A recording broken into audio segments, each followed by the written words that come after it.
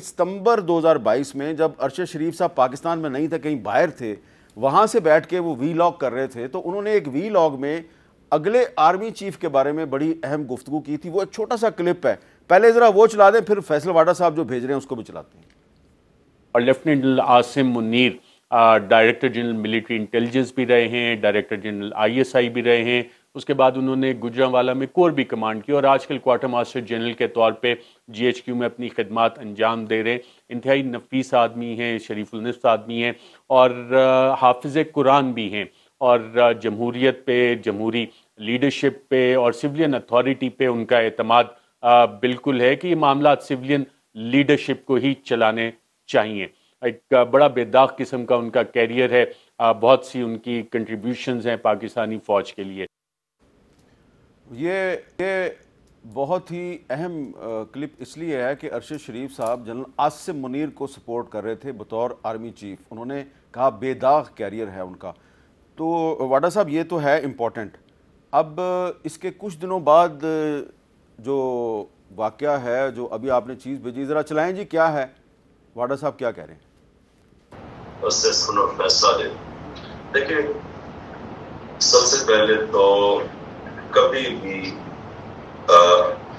Confuse नहीं करना चाहिए कि वो हम लॉन्ग मार्च में क्या करने जा रहे हैं और इसको, ये जो आज हो रहा है प्रोटेस्ट, इसको कंफ्यूज ना करें, क्योंकि इसको अगर वो दोनों को कंफ्यूज करेंगे वो बिल्कुल उसके मुख्तलिफ डायनामिक्स जो हमें करनी है वो बड़ी हमने पर्टिकुलरली प्लान किया हुआ है और वो उसके साथ कोई नीजर रिएक्शन के ऊपर वो मैं अनाउंस नहीं करने लगा। वो और करने लगा मैंने फैसला किया हुआ है कि एंड ऑफ द मंथ, तो ये 30 तक, यानी कब तक, अगले संडे तक हमारे पास है, उसके करीब भी अनाउंस करूँ, लेकिन अभी मैं डेट नहीं दे रहा।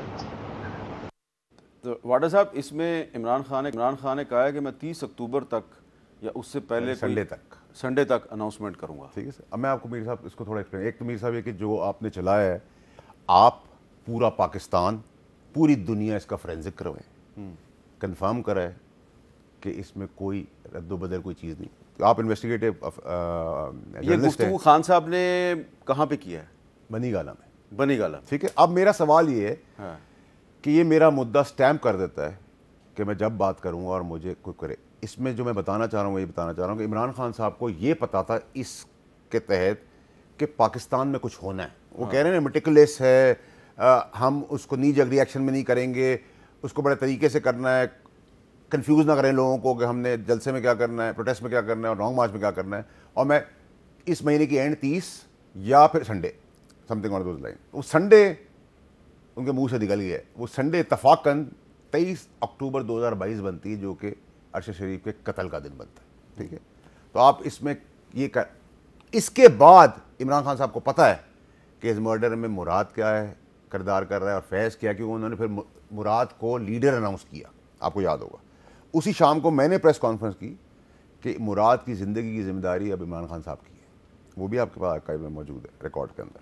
जैसे मैंने आज का गंडापुर की इस बात के बाद इमरान खान साहब की ज़िंदगी की जिम्मेदारी गंडापुर के ऊपर है, जब वो कह रहा है मैं जेल तोड़ के लाऊंगा। अच्छा, अब मुराद सईद साहब पे यकीनन आप इल्ज़ाम लगा रहे हैं, तो उनका वर्शन हमारे पास नहीं है और हमारे पास उनका कोई कांटेक्ट भी नहीं है। लेकिन मुराद सईद साहब अगर चाहें तो अपना वर्शन दे सकते हैं। 100 दफ़ा दे। मुराद सईद साहब मैंने बहुत पहले कहा था सामने नहीं आएंगे, वो नहीं आए। ट्वीट्स भी मेरे मौजूद हैं रिकॉर्ड के अंदर, आज से नहीं। अच्छा, लेकिन अभी आप जो फैज़ साहब के बारे में बात कर रहे हैं, देखिए फैज़ इस कत्ल के अंदर नॉट इनडायरेक्टली, डायरेक्टली इन्वॉल्व, लेकिन वो तो उस वक्त कोर कमांडर पेशावर थे। सर मुझे एक बात बताएं, आप आज मीर साहब इधर से उड़ के चले जाएं XYZ मीडिया हाउस में, तो क्या आपको एज अ जर्नलिस्ट लोग भूल जाएंगे? आपका इन्फ्लुएंस नहीं चलेगा, आपका जियो में जान पहचान नहीं चलेगी?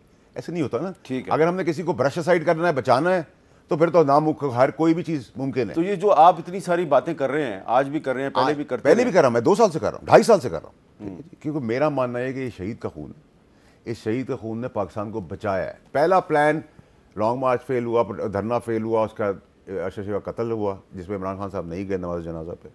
उसके बाद फिर इवेंचुअली मैंने इमरान खान साहब को भी कहा था कि फायरिंग होगी आपके ऊपर। उस फायरिंग का ही फ़ायदा किसको हो सकता था? जनरल नदीम अंजुम साहब चीफ फिर नहीं बन सकते थे, फैसल नसीर साहब जनरल साहब जो हैं DGC वो नहीं बन सकते थे। उसका फ़ायदा किसको होना था? उस कियोस्क के अंदर वापस फिर रिजीम में आया था, मार्शल लॉ लग जाना था। ठीक है। तो इस सारे अटेम्प्ट का फ़ायदा फैज़ को था, और फैज़ से फ़ायदा किसको था? इमरान खान को था। इमरान खान साहब ने इस इकदाम के बाद जब उनको पता चल गया कि अरशद शरीफ वाला काम हुआ है, तो उन्होंने मुराद को प्रोटेक्ट करने की कोशिश की और फैज़ को प्रोटेक्ट करने की कोशिश की। और फैज़ पूरी पार्टी चला रहा था, फैज़ पूरा फियास्को चला रहा था, आज भी चला रहा था, क्योंकि एक दिमाग में पिछले 7 साल से खान साहब कहते थे कि जब मेरा टर्म अगर आएगा और वज़ीर आज़म इतना स्ट्रॉन्ग होता है कि वो एक सिविलियन DGI से भी लगा सकता है। और फिर एक टर्मिनोलॉजी हमारी गवर्नमेंट में निकली थी जिसके अंदर हमने एक टर्म मैं भूल रहा हूँ, जिसके अंदर हमने कहा था कि हम ऐसा कंसोर्शियम बना देंगे जिसका हेड इनको बना देंगे और उसके अंडर में सारी एजेंसीज आ जाएंगी। वो टर्म मैं भूल रहा हूँ। तो ये सब चीज़ रिकॉर्ड का हिस्सा है। नहीं, लेकिन जब अरशद शरीफ पाकिस्तान से चले गए, अरशद शरीफ का पाकिस्तान से जाना क्या? मेरे पास अरशद शरीफ का जाने के बाद के सारे व्हाट्सएप हैं। आपके साथ कम्युनिकेशन मेरी कम्युनिकेशन थी। मैं आपको बता सकता हूँ कि अरशद शरीफ ने जो मुझे लेटर भेजा कि मैं भागा नहीं हूँ FIRs की वजह से, मैं भागा हूँ इसकी वजह से जो KP की गवर्नमेंट ने उसको कहा कि तुम्हारे साथ यही होगा, मैं वो भी आपसे शेयर कर सकता हूँ। अच्छा, नहीं वो तो मुझे भी पता है, ठीक है। लेकिन दुबई से अरशद शरीफ को किसने फोर्स किया कि आप दुबई से चले जाएं? मैं आपको बताता हूँ। फैज़ का नॉमिनी था। फैज़ ने अपॉइंट किया, जनरल फैज़ ने DGI से एक अपॉइंट किया था बंदा सत्ती नाम का, Satti, Arsalan Satti, if I am not wrong, ठीक है। मैं समझता हूँ उसकी टास्किंग अरशद शरीफ को दुबई से निकालने की थी। उसको भी फाइनल स्टेज नहीं पता होगी, ये मेरी अजम्पशन है, जितना मैं जानता हूँ इन सबको, क्योंकि मैं 4 की कोर कमेटी का हिस्सा था। खान साहब के को अगर पता होता अरशद शरीफ का कत्ल होना है तो हम 2-3 में से एक को ज़रूर पता होता, ठीक है। वो खान साहब पेट में ही रखते, ठीक है। और फिर इसमें 2 ख़वातीन का किरदार भी है, ठीक है। तो अभी बहुत सारी चीज़ें खुलेंगी, ये इतना आसान कत्ल नहीं है, ठीक है। प्रॉब्लम ये मीर साहब कि हमारे लिए इंपॉर्टेंट ये है कि ये सारा फियास्को क्यों हुआ, इसका फ़ायदा किसको होना था, और इसमें कौन कौन मारे गए। एक बेगुनाह इनोसेंट आदमी अरशद शरीफ साहब मारे गए, ठीक है। उनका बेरा में कत्ल किया, दोस्ती में कत्ल करवाया, ठीक है। और मुझे बताएं जिस दिन मुरासिद पकड़ा गया, सामने आ गया, इमरान खान साहब और फैज़ की जान अटकी हुई है इस तोते में। ये तोता जिसे मिल गया, इनकी जान अटक जाएगी दोनों की। तो दोनों लेकिन कुछ फेडरल मिनिस्टर साहिबान कह रहे हैं कि जनरल फैज साहब के वादा माफ गवाह बनने के बड़े इम्कानात हैं। तो सर मैं आपको बड़ा कैटेगोरिकली क्लियर कर दूं, हाँ, वादा माफ गवाह बन जाए, वो सबको लिख के देंगे, वो देंगे, ठीक है। SIB से आप बाहर नहीं निकल सकते, लेकिन कोर्ट मार्शल नहीं होगा। फैज़ हमीद साहब, कोर्ट मार्शल के साथ साथ सजा होगी, ये मेरी कन्विक्शन है, ये मेरी फेथ लाइन है। वादा माफ गवाह नहीं बनेंगे, माफ़ी नहीं है ये माफ़ी। अब मुझे नहीं पता गद्दारी की सज़ा क्या है, बगावत की सज़ा क्या है, लेकिन वो सजा तो होगी ना, वो टॉप सिटी केस में जो करप्शन की है। सर ये तो आप कह रहे हैं ना, हाँ, ये तो अभी तक वो चीज़ क्लियर हो गई है, ये चीज़ें चल तो रही है ना, अभी ये ख़त्म तो नहीं हुई, ये अगर ये भी साथ में अच्छा फाइनलाइज हो गई, और भी बहुत सारी चीज़ें चल रही हैं। अच्छा, तो ज़रा थोड़ा सा आप ये भी तो बता देना कि जब आप फेडरल मिनिस्टर थे तो फैज साहब आपकी मिनिस्ट्री में मुदाखलत करते थे? देखिए सर, मेरा पहला मैच ही वहीं से पड़ा जब वो DGI से थे, और उन्होंने किसी को उठा लिया था, और मैंने उनको दफ्तर में जाके कहा था कि सर मेरा बंदा वापस कर दे, मेरी तो कोई हैसियत नहीं रहेगी। मैंने इसी तरह सर करके बात की, तो उन्होंने मुझे कहा वाडा स्टे आउट ऑफ इट, जैसे आप कोई हकीर फ़कीर निकल जाए। तो मैंने कहा कि सर जिसको उठाया था वो कोई छोड़े सर, वो मैं उस डिटेल में नहीं जानता था, कोई कॉन्ट्रैक्ट का चक्कर था, वो ईमानदार आदमी था। तो मैंने उनको ऐसे DGI ऐसा इन यूनिफॉर्म कहा था कि सर मैं अब जाके प्रेस कॉन्फ्रेंस करूँगा आपके ख़िलाफ़। तो मेरी शक्ल देख रहा था क्योंकि मैं लाडला था प्राइम मिनिस्टर का। मैं वहाँ से गया प्राइम मिनिस्टर हाउस ने मुझे कहा, मैंने सर को कहा, प्राइम मिनिस्टर साहब को, कि सर मैं ये करने जा रहा हूँ, ये हुआ। उसने कहा क्या हो गया तुम्हें? ठीक है मैं बात करता हूँ। उन्होंने बात की, उन्होंने कहा जो भी तुम्हारा मसला है जल्दी में थे वो मैं देख लूँगा, अभी इसका बंदा दे दो। 1.5-2 घंटे बाद बंदा आ गया। वो पहला मैच डला। दूसरा मैच डला जब मैंने जाके DGI साहब उस वक्त के जो थे जनरल आसिम मुनीर साहब, उनको बताया कि आप ये काम ना करें, आपकी फील्डिंग लग गई है। उन्होंने मुझे कहा तुम मुझे कह रहे हो कि मैं मुल्क के साथ बेईमानी करूं। ऑन रिकॉर्ड में बात कर, आपने कहा कि ये जो आपने शवाहिद लेके जा रहे हैं आप प्राइम मिनिस्टर का ऑडियोज वीडियोस, इसमें आपकी फील्डिंग लग गई है, आप ये काम ना करें। उन्होंने कहा तुम मुझे कह रहे हो मैं मुल्क से बेईमानी करूँ।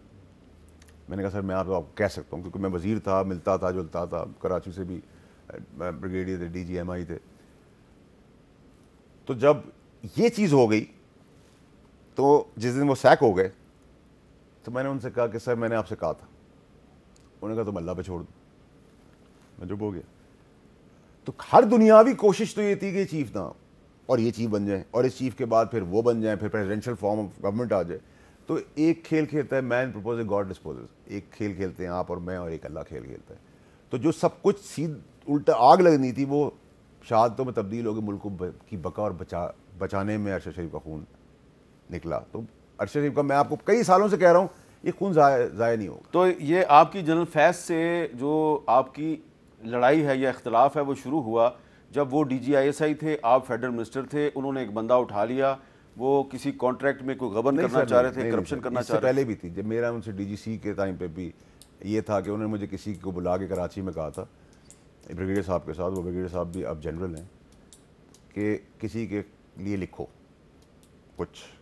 मैं कहा मैं नहीं लिख सकता, अगर मुझे पता होगा तो मैं लिख दूंगा किसी अपने कंपटीशन के अंदर। तो मैं नहीं लिखा था उस वक्त भी, मुझे 5 घंटे मैं उनके तो फैज़ साहब की वजह से फिर आपके इमरान खान साहब से भी इख्तलाफात हो गए? नहीं सर, फिर मैं उनकी फैज़ हमीद की मेहरबानी और फरमाइशों से मैं डिस्क्वालीफाई हुआ, 2 दफ़ा हुआ माशाल्लाह से। आपको डिस्क्वालीफाई फैज़ ने करवाया? ये भी मुझे अरशद शरीफ हमेशा कहता था वहाँ मामला ठीक करो जहाँ तुम्हारे ख़राब हुए हैं। अच्छा, ये तो मुझे भी ज़्यादा तौर पर पता है कि फैज़ हमीद साहब की और अरशद शरीफ साहब के भी मामला ख़राब थे जब वो DGC थे, फिर दोस्ती हो गई थी। फिर दोस्ती हो गई थी। और दोस्ती कराने वाले कौन थे? ठीक है ना, तो कौन थे?